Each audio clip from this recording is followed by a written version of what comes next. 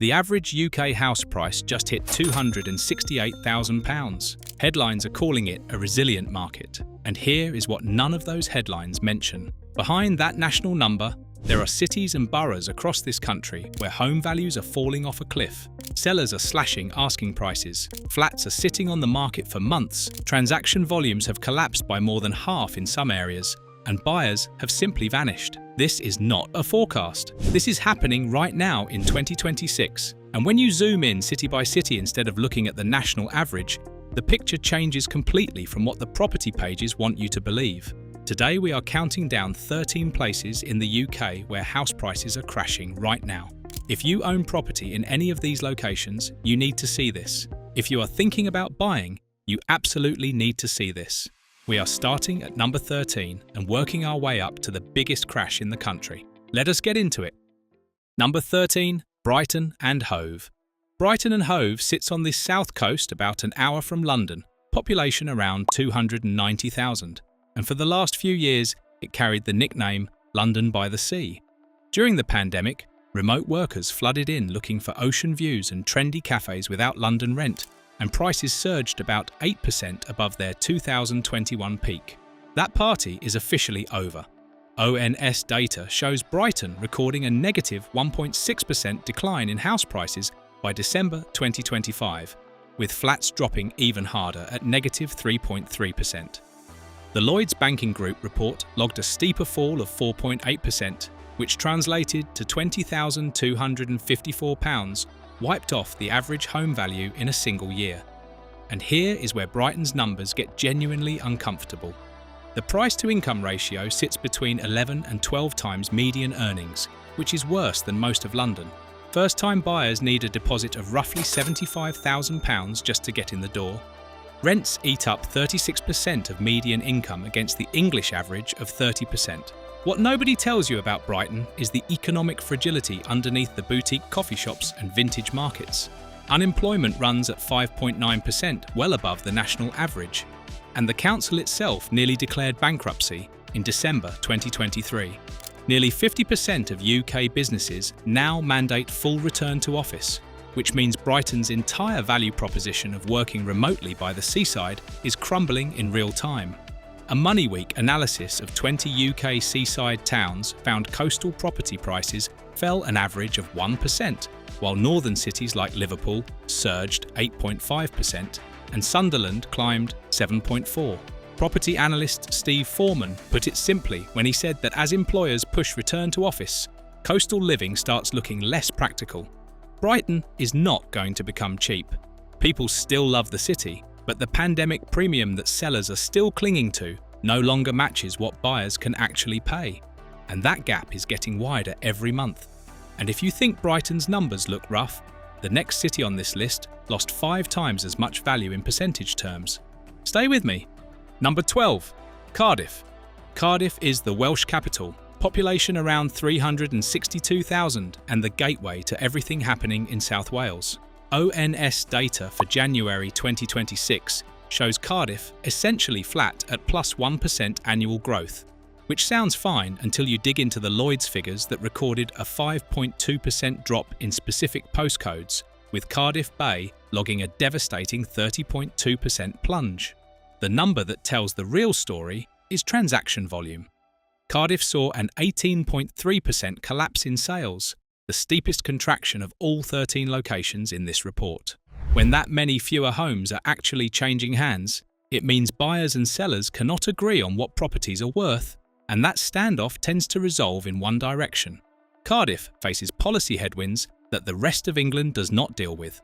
Wales uses land transaction tax instead of stamp duty, and the critical difference is that Wales offers zero first-time buyer relief.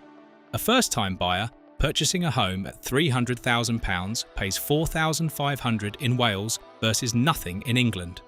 That is a meaningful chunk of deposit money gone before you even move in. The steel industry transition at Port Talbot, about 40 miles west, creates a confidence drag across the entire South Wales economy, and public administration, education and health account for 32% of the Cardiff workforce. Average rents hit £1,154 per month, far above the Welsh average of 828, but still 40% below London equivalents. Cardiff remains a solid city with a growing reputation and genuine quality of life. But the combination of disappearing transactions, punishing first-time buyer taxes, and industrial uncertainty across South Wales means the numbers are pointing down, and sellers who refuse to acknowledge that are watching their listings grow stale. Number 11. Worcester. Worcester is a cathedral city in the West Midlands, population about 104,000, and its economy leans heavily on something that makes housing markets nervous, which is public sector dependence. ONS data recorded a negative 1.3% decline by December 2025.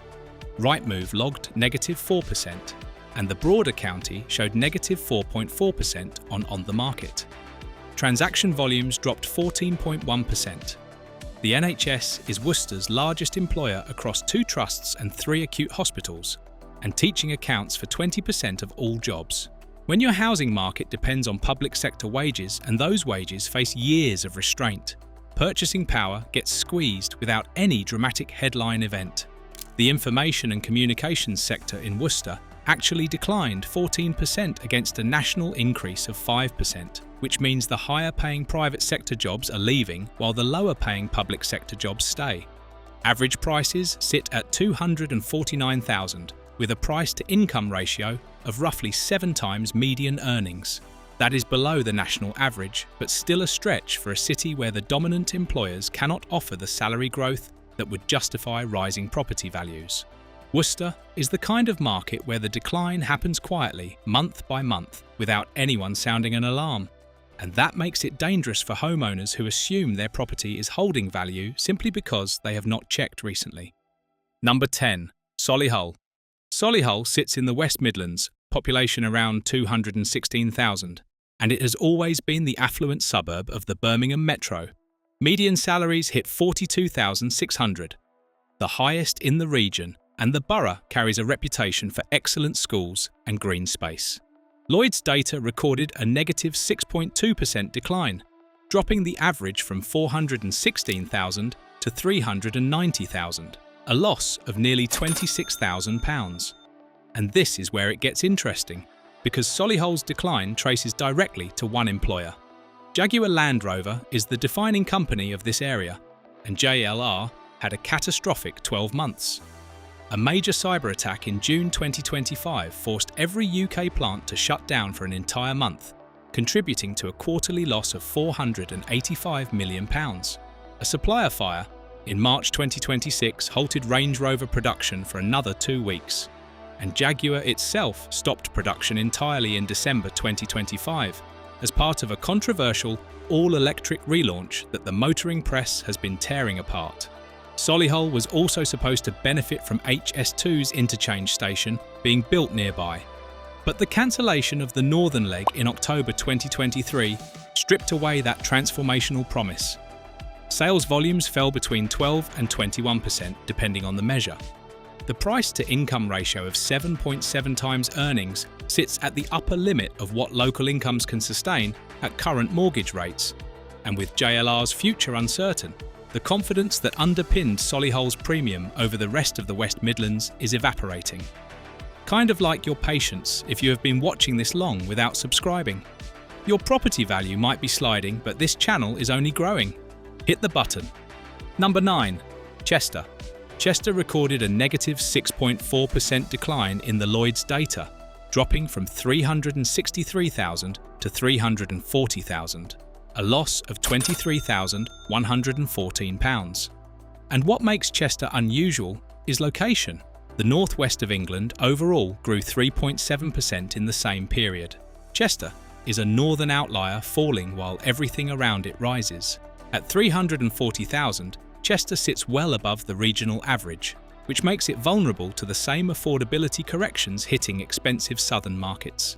The economy rests on financial services, with Bank of America employing over 1,400 people at its Chester campus and M&S Bank headquartered there, plus tourism driven by Chester Zoo, Roman walls and the UK's oldest racecourse. Here is the disconnect that reveals where this market is heading. Listing prices on Rightmove actually rose 7.9% in 6 months, while actual sold prices fell. Sellers are raising their expectations at the exact moment buyers are pulling back. That widening gap between what sellers want and what the market will pay tends to resolve painfully, and the 10.8% drop in sales volumes confirms that buyers are simply refusing to meet sellers where they are. Chester has an unemployment rate of just 2.4% and a price-to-income ratio of only 6.2 times earnings, which means this correction is not about economic collapse. It is about a market that priced itself out of its region and is now getting pulled back to earth. The fundamentals are sound. The asking prices are not. Number 8. High Wycombe. High Wycombe sits in the Chiltern Hills of Buckinghamshire, about 30 minutes by train from London Marylebone, and it carries one of the most stretched affordability ratios in the country. Lloyds recorded a negative 7.4% decline, dropping from £471,000 to £436,000, which wiped out nearly £35,000 in value per home. The price-to-income ratio tells the entire story.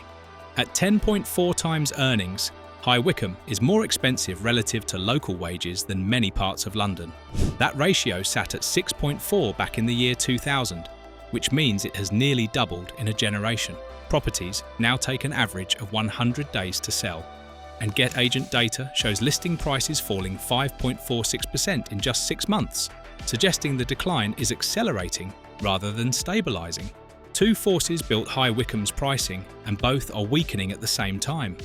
The London commuter premium that justified paying Buckinghamshire prices depended on 5-day-a-week office attendance, and hybrid working has permanently reduced that premium for millions of workers. HS2 construction through the Chilterns continues to create disruption, noise, and environmental damage along the route without delivering the connectivity benefits that might have justified higher prices. When you combine extreme overvaluation with a shrinking commuter pool and a 100-day average to sell, you get a market that is correcting toward where it probably should have been priced all along. And if you bought at the peak, that correction is coming directly out of your equity. Number 7. Crawley. Crawley topped the Lloyds Banking Group list as the worst performing town outside London in the entire UK, falling 8.9%. The average dropped from £408,000 to £372,000, a loss of £36,317. That is more than most people in Crawley earn in a year, just gone from their home value.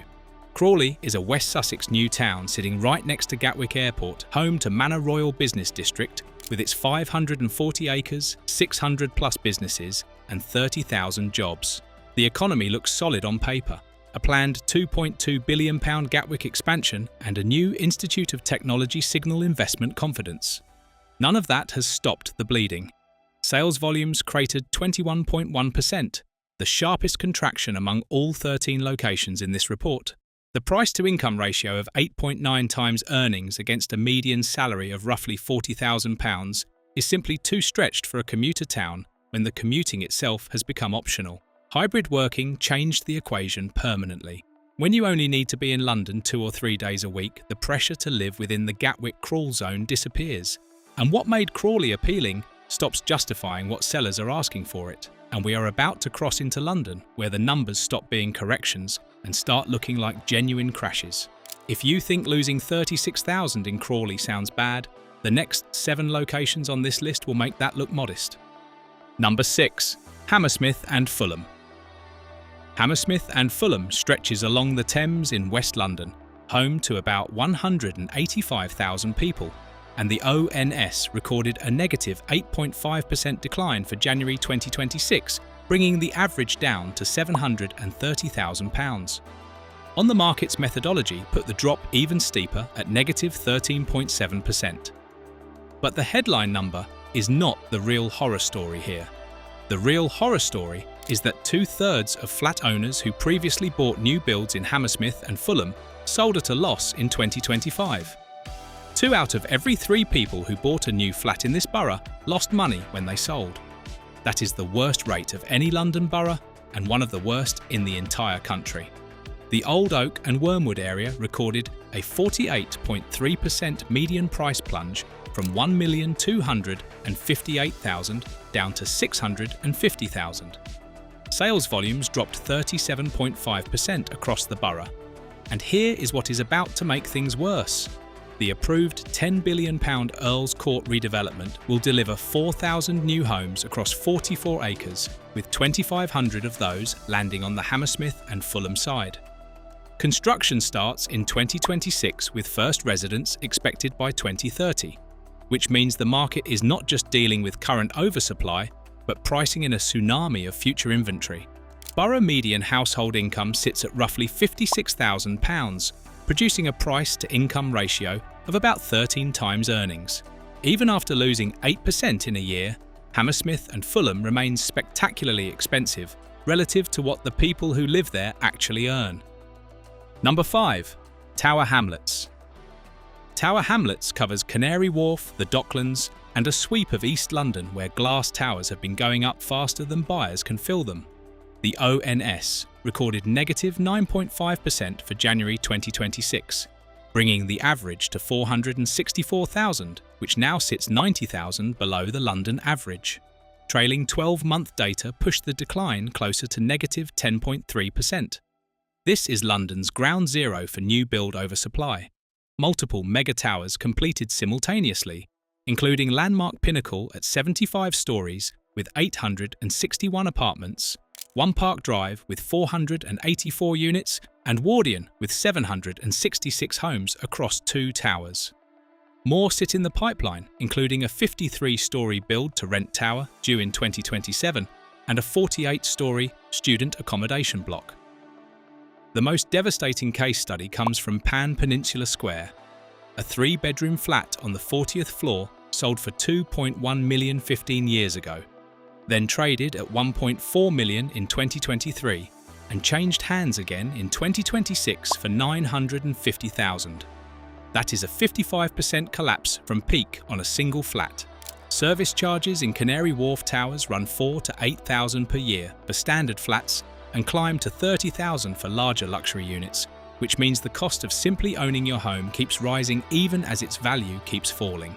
Tower Hamlets has the youngest population in the UK, with a median age of 30, the lowest owner-occupier rate, and 28.2% of all sellers are realising a loss on their sale. Nearly 3 in 10 people selling a home in Tower Hamlets are losing money, and the supply pipeline shows no sign of slowing down. If you are still here at number 5 watching property values collapse borough by borough, you clearly care about where your money goes. Subscribe! I cover the UK property market constantly, and the top 4 on this list hit different. Number 4. Camden.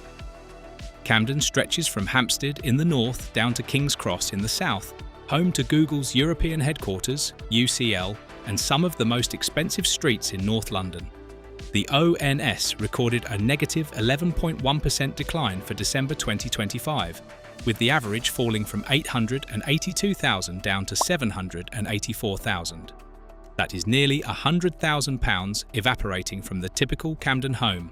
Flats account for roughly 80% of all sales in Camden, and flat prices dropped 11.5%, dragging the headline figure down hard. Sales volumes cratered 56.8%, falling from 125 transactions down to just 54. When a borough goes from completing over 100 sales to barely managing 50, that tells you the market has essentially seized up. And here is the detail that separates Camden from the rest of this list. Rents fell 7.8% to £2,614 per month against London's overall increase.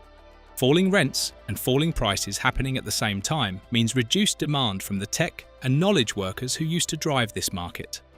Camden's median household income of roughly £53,400 gives a price-to-income ratio of 14.7 times earnings. Even after shedding £100,000 in value, the average Camden home costs nearly 15 years of local median household income. A £500 million development at Camley Street near King's Cross is adding more supply into a market that already cannot absorb what it has. Camden's reputation, culture, and location are not in question. What is in question is whether anyone earning a normal salary can actually afford to buy here, and the data increasingly says no. Number 3. Kensington and Chelsea. Kensington and Chelsea is the most expensive borough in Britain, and according to Land Registry data for January 2026, The average price dropped from £1,344,000 to £1,198,000. That is a negative 10.8% decline and a loss of £146,000 per home in a single year. From its 2014 peak of approximately 1.6 million, Kensington and Chelsea has now shed roughly 25% in nominal terms and a staggering 42% on an inflation-adjusted basis, according to Savills. Transaction volumes paint an even darker picture. In August 2025, sales fell 63.4%, dropping from 153 transactions down to just 56. Flats led the decline at negative 11.8% annually. There are streets in Kensington where you can see the evidence of the crash without checking a single data point because sanctioned Russian oligarchs' properties sit frozen, abandoned, and deteriorating behind their gates. One buying agent told the press that literally every street in Kensington and Chelsea has one or two properties sitting empty in various states of disrepair. The non-dom exodus is accelerating the problem. Over 10,800 millionaires left the UK in 2024 and 2025 following the abolition of the non-domicile tax regime, and roughly 65% of super prime sellers in 2025 were non-doms liquidating London residences and relocating to Dubai, Monaco and Abu Dhabi. Average rent of £3,628 per month remains London's highest, but is essentially flat year on year. With an indicative price-to-income ratio of roughly 23.5 times earnings even after the correction, Kensington and Chelsea remains a borough where the prices bear almost no relationship to what normal people earn. The market here operates on international wealth flows, and when those flows reverse, the correction is brutal. Number 2. City of Westminster. Westminster covers Mayfair, Belgravia, Pimlico, and the political heart of the United Kingdom, and the ONS data for January 2026 shows the average price falling from £1,023,000 to £913,000. That is a loss of £110,000, a negative 10.8% decline. Earlier data from October to 2025 showed an even steeper negative 16.1% during peak budget uncertainty. Rightmove data painted it worse still, with sold prices 27% down on the previous year and 36% below the 2023 peak of 2.1 million, £110,000 lost per home in 12 months. To put that in perspective, the median UK household income is roughly £34,000. Westminster homeowners lost more than 3 years of median national wages in property value in a single year. Transaction volumes collapsed 29.5%, dropping from 112 sales to just 79. Rents fell an unusual 4.6% to £3,138 per month, which runs against London's overall increase. When both prices and rents decline simultaneously in a premium market, it signals genuine demand destruction rather than a simple pricing adjustment. The non-dom tax changes drove this correction harder than any other factor.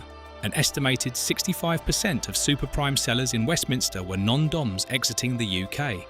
The 10 million plus segment fell 5.6% in the final quarter of 2025 alone. Properties that once attracted Gulf state wealth and Russian capital now sit on the market waiting for buyers who are no longer coming because the tax regime that attracted them no longer exists. Westminster is the seat of government and will always command attention. But the era of treating prime central London property as a tax-efficient global savings account is closing, and the prices are adjusting to reflect a market that now depends on domestic demand that cannot sustain these levels. Number 1. City of London. Number 1 on this list is a place that most people do not think of as somewhere anyone actually lives, and that is the City of London. The Square Mile, the financial district, and it recorded the biggest house price decline of any London borough at negative 18% year on year. Now this comes with a serious asterisk that I need to be honest about. The ONS itself warns that City of London data is highly volatile because of extremely low transaction volumes.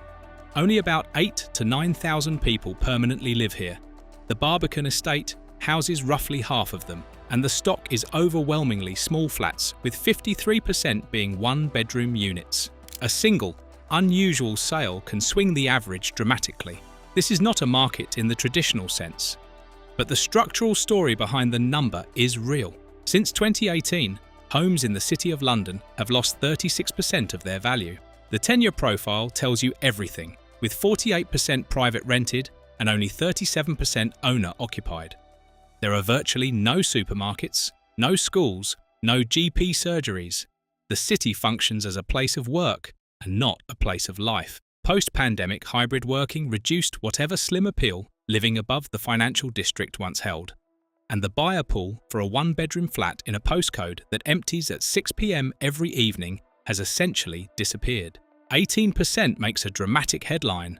The reality underneath it is a micro-market so small that percentage swings can mislead. But the direction is unmistakable. The City of London has been losing value for 7 years straight, and nothing on the horizon suggests that trend is about to reverse. Meanwhile, Scotland, Northern Ireland and the North West are seeing prices climb. Plymouth grew 12.6%. Wigan surged 10.5%. The UK housing market is not crashing everywhere.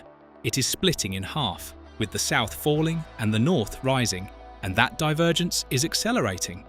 If you own property in any of these 13 locations, you need to understand what the data is saying. If you're thinking about buying, this might be your window. And if you just want to stay informed about what is actually happening in the UK property market beneath the headlines, subscribe, drop a comment, and tell me if your city or borough made the list. I want to know if these numbers match what you are seeing on the ground. We will see you in the next one.